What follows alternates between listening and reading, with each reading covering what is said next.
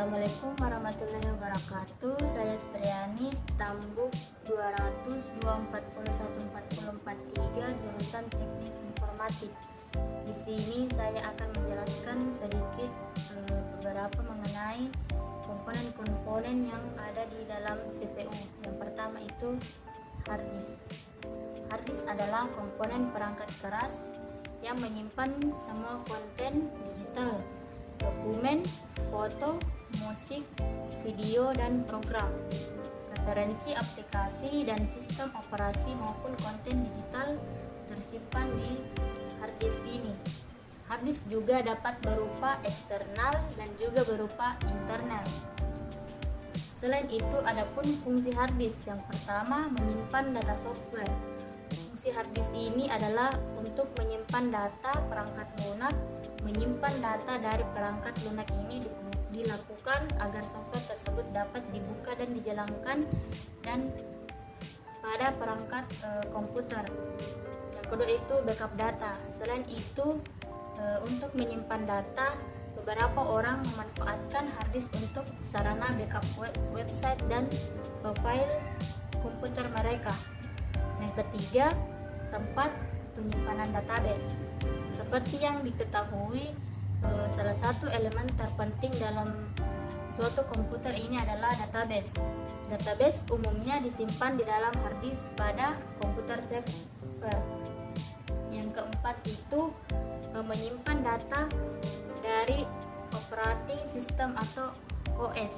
Selain penyimpanan database, fungsi hard disk umumnya sebagai tempat penyimpanan data dari OS. Selanjutnya, menyimpan berbagai file pengguna. Hard disk juga kerap kali digunakan untuk menyimpan berbagai file jenis. Adapun jenis-jenis hard disk, pertama itu hard disk ATA atau AID, yang kedua hard disk SCSI, yang ketiga hard disk RAID, yang keempat hard disk SATA, yang kelima hard disk SSD. Adapun ciri-ciri kerusakan jika hard disk tersebut rusak. Pertama itu kinerja laptop atau komputer melambat. Muncul suara aneh pada hard disk. Data atau file kami kerusakan. Yang keempat itu blue screen, terus munculnya kode-kode aneh. Dan muncul kode error dari laptop atau komputer.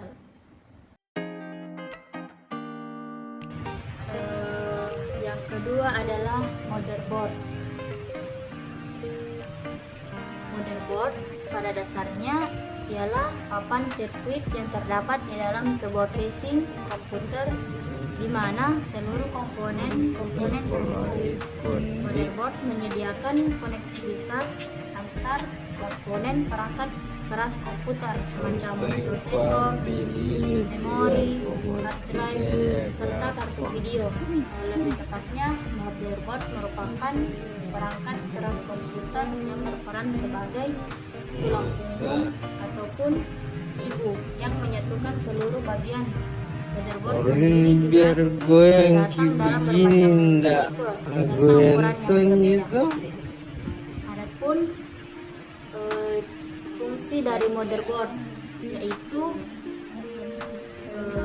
tujuan utamanya untuk memindahkan data serta menyediakan tempat di mana seluruh komponen bisa berkomunikasi satu sama lain.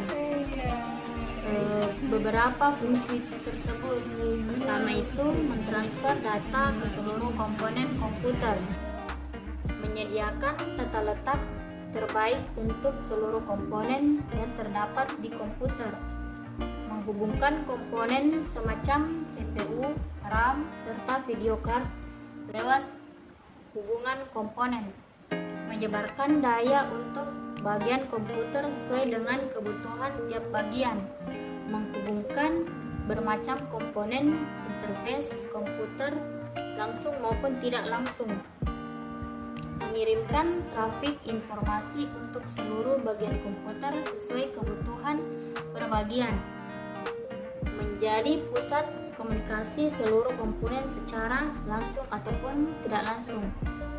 Adapun jenis-jenis motherboard, yang pertama itu motherboard AT, kedua motherboard ATX, yang ketiga motherboard micro ATX, yang keempat motherboard LTX, dan yang kelima motherboard BTS. Adapun ciri-ciri kerusakan yang terjadi pada motherboard seperti komputer mengalami freezer, kedua blue screen of death, ketiga perlambatan kinerja, keempat bau sesuatu yang terbakar, kelima perangkat keras terjadi terdeteksi.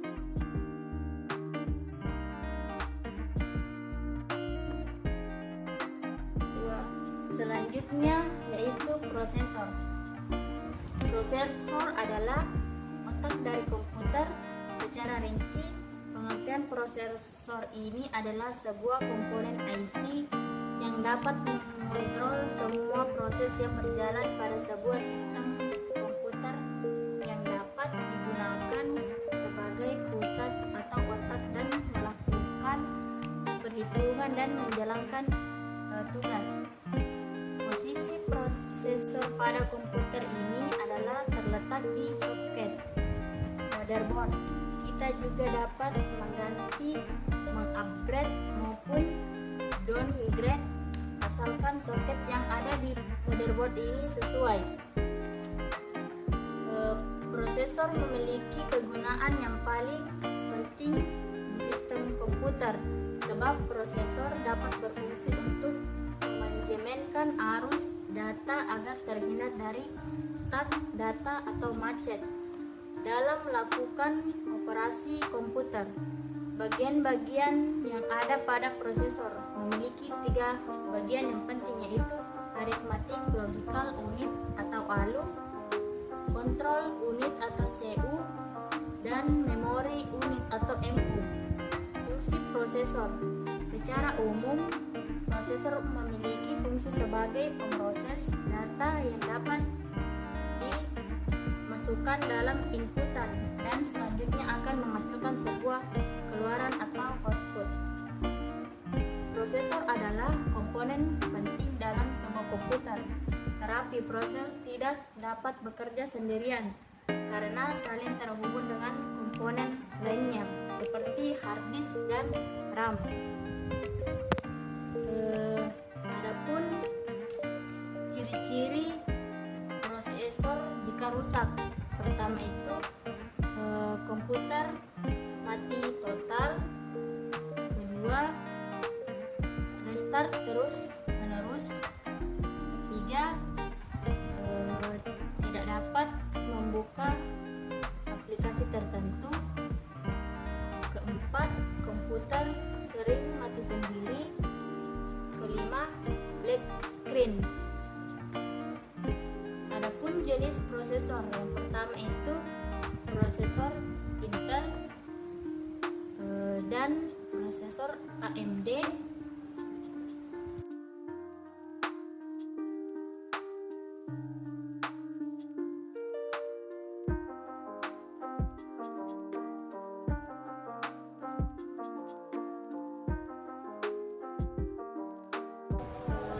Selanjutnya yaitu memori. Memori atau disebut sebagai memori fisik ataupun memori internal adalah media yang menyimpan data atau informasi sementara pada komputer. Memori merupakan komponen yang penting di dalam suatu komputer yang berada di dalam CPU atau Central Processing Unit. Memori ini akan menyimpan setiap program dan data yang diproses oleh prosesor. Adapun data atau informasi yang disimpan di dalam memori ini bersifat sementara karena data hanya akan tersimpan selama komputer menyala atau hidup. Jika ketika komputer dimatikan, maka data yang disimpan di memori akan hilang.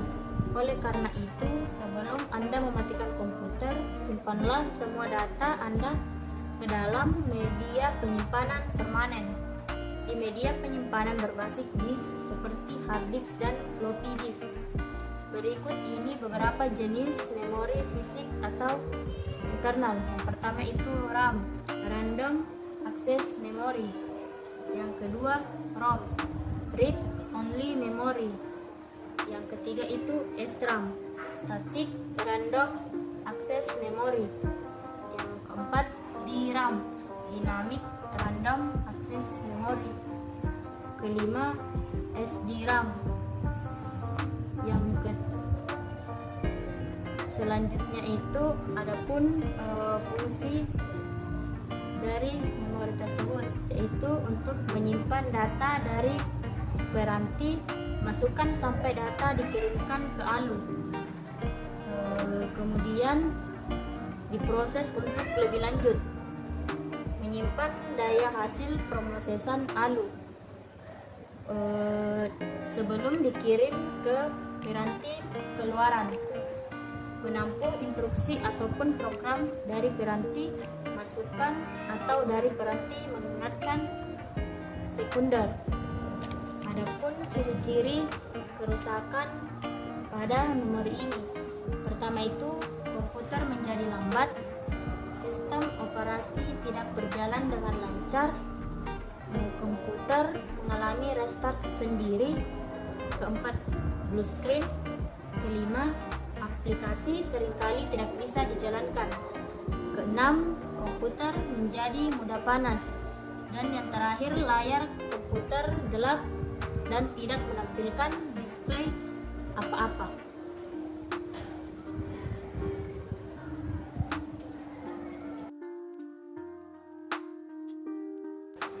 Kemudian kita akan bahas mengenai power supply.